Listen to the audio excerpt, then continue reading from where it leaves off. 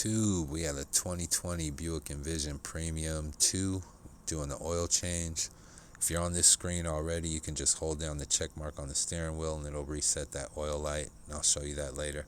Let's pull the drain plug. We'll pop that back in once we're done. That'll kind of be the indicator that oil is in the vehicle. We're going to locate the oil filter. That's going to be right here in front of the oil pan. This one, it's easy. Sometimes it's on top of the motor, sometimes it's on the side, and that really is the main difference between most oil changes. They're all almost the same process. Just locating where that filter is the biggest difference. So I'm going to get this drain plug out. It's a 15 millimeter. I actually already have it loosened up, so I'm going to just spin it out by hand. We'll get that one going. And again, because of the location of this filter, I'm going to be able to start getting that thing drained out a little bit quicker than most. A lot of times it's in a spot where when you pull it, there is going to be oil getting on other components, just because sometimes they locate it in weird spots. So keep that in mind when you go about laying out your protection for not spilling on the ground.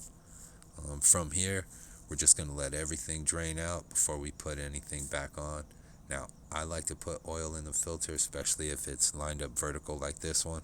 So I do have some oil in that oil filter going back on. I'm going to hand tighten it, just tight enough to where nothing's going to leak out. We'll put the drain plug back in. We're going to hand tighten that all the way down, make sure it's threaded in nice and easy, no strip bolts. We'll torque that down. We'll make sure that oil filter is nice and tight, but again, I'm not going to use a wrench to tighten that. I'm just going to do it by hand. That way, next oil change, you spin it off by hand. And from here, it's just filling up with oil and resetting the light. So if you don't know what oil you need, sometimes the cap will tell you. If not, you can use the book or use another resource online, call in a shop. This one's 7 quarts of oil. So I'm not going to show you how to fill it up with oil, but I will show you how to change the light. This check mark right here, you're going to go to this screen and just use your arrows on the steering wheel to get there.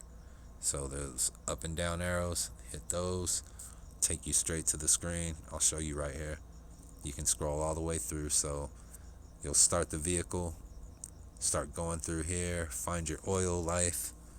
Once you find your oil life, hold down that check mark right there. It'll take about 3 seconds or so, and it'll reset to 100, and you're good to go.